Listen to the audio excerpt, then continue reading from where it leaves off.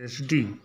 यादव के 8वें टाइप में दिया है घातांकी भाग पर आधारित प्रश्न।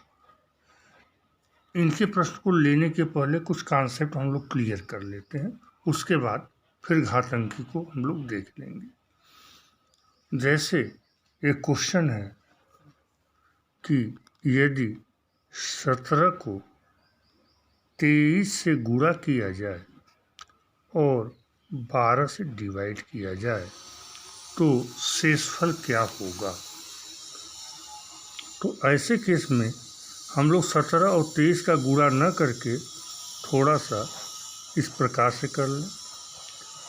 12 + 5 17 गुणे 12 + 11 बटे 12 यह कर दे। जब इसका गुणा करेंगे तो क्या आएगा, 12 × 12 + 12 × 11 + 5 × 12 + 5 × 11 बटे 12। तो जिस प्रकार से हम लोग लिखते हैं a + b + c divided by d, तो इसे हम लोग लिख सकते हैं a/d + b/d + c/d, ऐसे लिख सकते हैं। तो उसी तरीके से इसे हमने इस तरीके से लिख दिया, 12 × 12 बटे 12 + 12 × 11 बटे 12 + 5 × 12 बटे 12 + 5 × 11 बटे 12। तो यहाँ देखिए ये सारी संख्याएं कट जा रही हैं, केवल रिमाइंडर आने का, शेषफल आने का चांस यही से है। तो 5 × 11 55 और 12 × 5 60, तो 4 बार ले जाएंगे तो ये आ जाएगा शेषफल हमारा 11 × 5 55। हाँ तो 7 आ गया शेष, ठीक है।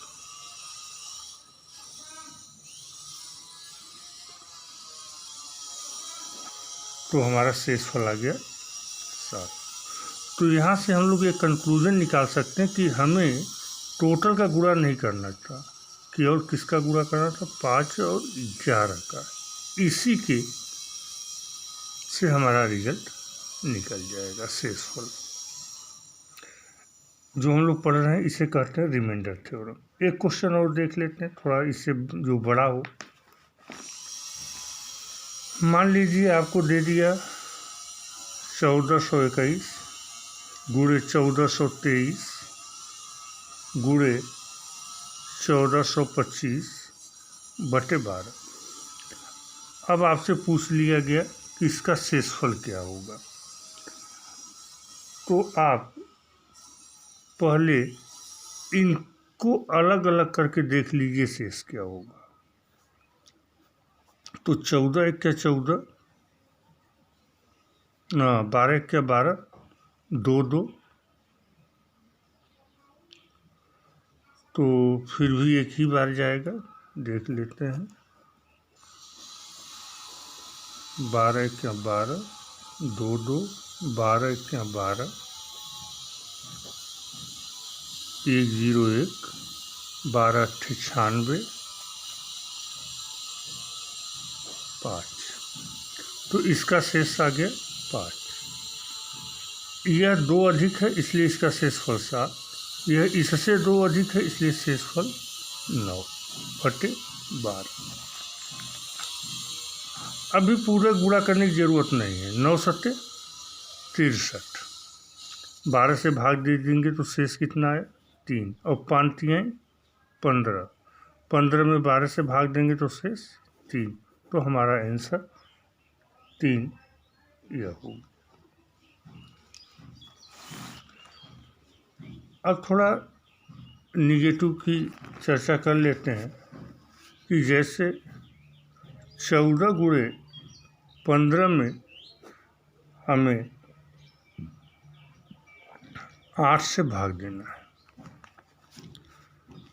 तो हमने देखा 8 दूनी 16 होता है, 2 की कमी है, तो 2 की कमी है इसलिए लिख दिया -2।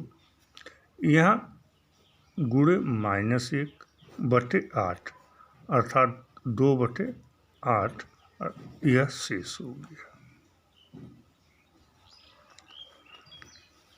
एक क्वेश्चन थोड़ा सा और देखते हैं। 62 गुणे 63 प्लस गुणे 64 बटे 66। अब यहाँ पे ये संख्या इसके बहुत ज़्यादा नज़दीक है, यदि हम गुणा करें तो टाइम खराब होगा, इसलिए हम करते हैं कि यह 62 66 से कितना कम है 4, यह कितना कम है -3, यह कितना कम है -2, तो 4 तिहाई 12 दूना 24, तो -24 बटे 66। यह -24 बताता है कि यदि 24 और मिल जाए तो मैं 66 से कट जाऊं, तो 24 और मिल जाए तब मैं 66 से कटूंगा। इसका अर्थ है कि अभी आपके पास है कितना 66 - 24, अर्थात अभी शेष आपके पास 42। तो माइनस इंडिकेट कहता है कि कमी है, शेष नहीं बताता, कमी बताता है कि इतने की कमी है, अदरवाइज मैं विभाज्य हो जाता। तो उस कमी को आप जिससे भाग दे रहे हैं उसमें से घटा दीजिए, तो आपको पता चल जाएगा शेष कितना है।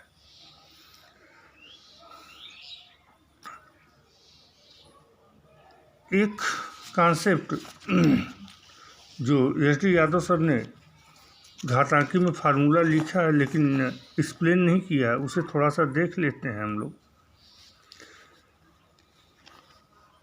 एक फार्मूला है, बाइनॉमियल थ्योरम कहते हैं इसे। मान लीजिए x + a है और आपको पावर n है, आपको कह दिया x से डिवाइड करने के लिए। फिर पूछता है कि शेष क्या आएगा। उस केस में आप थोड़ा इस फार्मूले को देख लेंगे तो क्लियर हो जाएगा। x फार्मूला होता है nc0 x के पावर n और a के पावर 0, a के पावर 0 मतलब 1, plus nc1 x power n -1 x और a के पावर 1। इस तरीके से करते जाएंगे और तो लास्ट में हमारा आता है ncn x के पावर 0 और a के पावर n। अब यदि हम इसे x से डिवाइड करना चाहें तो ध्यान दीजिए हर टर्म में x है, हर टर्म में x है इसे छोड़कर, क्योंकि यह x पावर 0 है अर्थात 1 है। तो जो शेष यहाँ से आएगा वही शेष आएगा और इससे आपको कोई मतलब नहीं।